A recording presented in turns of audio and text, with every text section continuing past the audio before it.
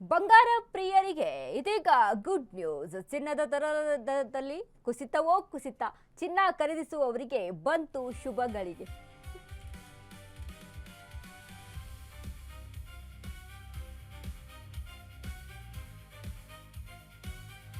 ಚಿನ್ನದ ದರದಲ್ಲಿ ಕುಸಿತವೋ ಕುಸಿತ. ಚಿನ್ನ ಖರೀದಿಸುವವರಿಗೆ ಶುಭ ಗಳಿಗೆ ಬಂದಿದೆ ನೋಡಿ. ಈಗ ಬೆಲೆ ಏರಿಕೆಯಿಂದ ಬಸವಳಿದಿದ್ದವರಿಗೆ ಖುಷಿ ಇದೀಗ. ಪಾತಾಳಕ್ಕೆ ಕುಸಿಯುತ್ತಿದೆ ಬಂಗಾರದ ಬೆಲೆ.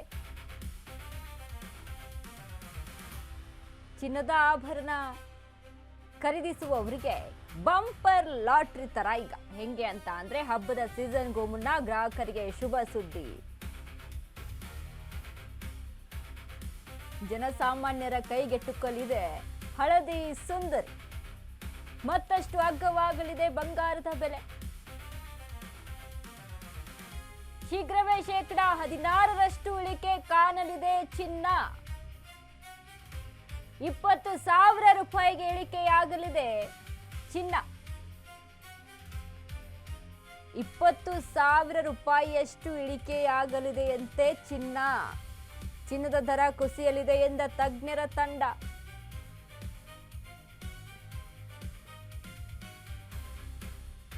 ಬಂಗಾರದ ಪ್ರಿಯರಿಗೆ ಗುಡ್ ನ್ಯೂಸ್. ಚಿನ್ನ ಪಾತಾಳ ಕಾಣಲಿದೆ. ಯಾಕೆ ಅಂತ ನೋಡಿದ್ರೆ, ಜಾಗತಿಕವಾಗಿ ಹೆಚ್ಚಾದಂತ ಹಣದುಬ್ಬರ,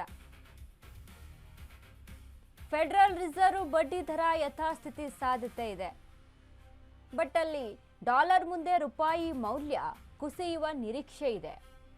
ಹೀಗಾಗಿ ಚಿನ್ನ ಬೆಳ್ಳಿ ಬೆಲೆ ಕುಸಿಯಲಿದೆ ಎಂದು ತಜ್ಞರು ಅಂದಾಜನ್ನ ಮಾಡಿದ್ದಾರೆ. ಮಧ್ಯಪ್ರಾಚ್ಯ ಬಿಕ್ಕಟ್ಟು, ಹಾರ್ಮುಜ್ ಜಲಸಂಧಿ ಬಂದ್, ಯುಎಸ್ ಸುಂಕ ಘೋಷಣೆ ಬೆನ್ನಲ್ಲೇ ತೈಲ ಬೆಲೆ ಏರಿಕೆ, ಜಾಗತಿಕವಾಗಿ ಹೆಚ್ಚಾದಂತ ಹಣದುಬ್ಬರ, ವರ್ಲ್ಡ್ ವೈಡ್ ನೋಡಿದ್ರೆ ನಾವು ಫೆಡರಲ್ ರಿಸರ್ವ್ ಬಡ್ಡಿ ದರ ಯಥಾಸ್ಥಿತಿ ಇದೆ ಸಾಧ್ಯತೆ, ಡಾಲರ್ ಮುಂದೆ ರೂಪಾಯಿ ಮೌಲ್ಯ ಕುಸಿಯುವಂತಹ ನಿರೀಕ್ಷೆ ಇದೆ.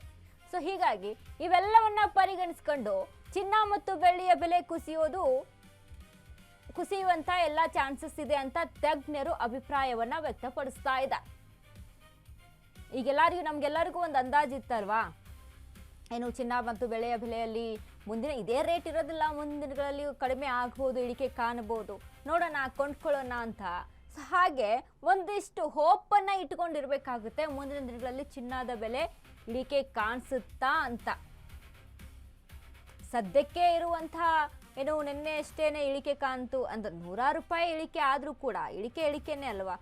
ಸೊ ಹಾಗಾಗಿ ಈಗ ನೋಡಿ ಎಲ್ಲಿಯವರೆಗೆ ಹೋಗಿ ನಿಂತಿತ್ತು ಚಿನ್ನ,